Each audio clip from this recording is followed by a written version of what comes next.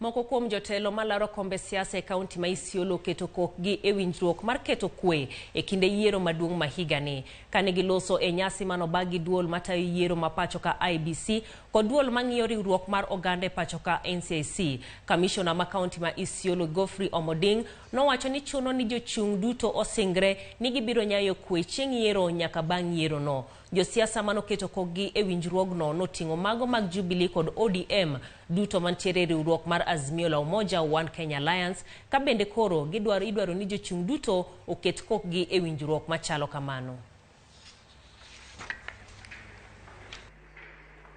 We have signed into the call for peaceful elections, and we are sure that we will stand by that, because we are, as much as being candidates, we are also citizens of this country. And the country is ours, and the country belongs to us, not just today, it was and it will be also. Na kuja wengine bado wanaendelea kukuja, na wakikuja wataandikisha ile political decency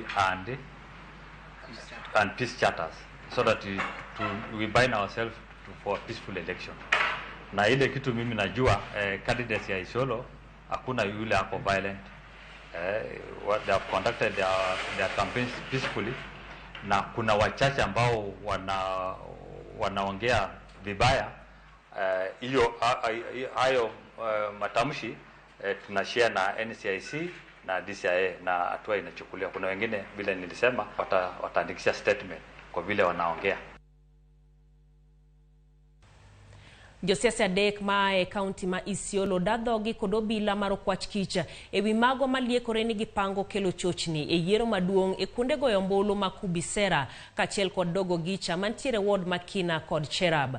Josiasa dek go gin jaod bura ma kaunti ma Isiolo Rehema Jaldesa, jaod bura ma Isiolo North Hassan Odha kod jalar kom Senate ma Isiolo Mohamed Ibrahim. Bang' diko report margi kobila, josiasa go owacho ni gin gionge kod chenro moramora mar kelo rocho yiero ka giramo ni josiasa moko man gi piem go ema temo mieno gi kod chilo. Sisi hakuna matamshi yoyote tumetoa kuhusu hiyo polling station mbili. Na kweli tuliweza kuuliza Madam CCIO kama alikuwa na evidence yoyote kuonyesha kama sisi tumepamuka ama tumeongea ama tumepanga. Hatukuweza kupewa ushahidi yoyote, na kweli aliweza kutuambia ya kwamba yeye hana ushahidi.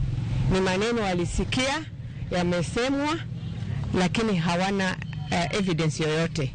It is evident that this is just a creation to malign our name, maim us, coerce us, and intimidate our supporters not to take part in this election, or even feel, like they are being intimidated.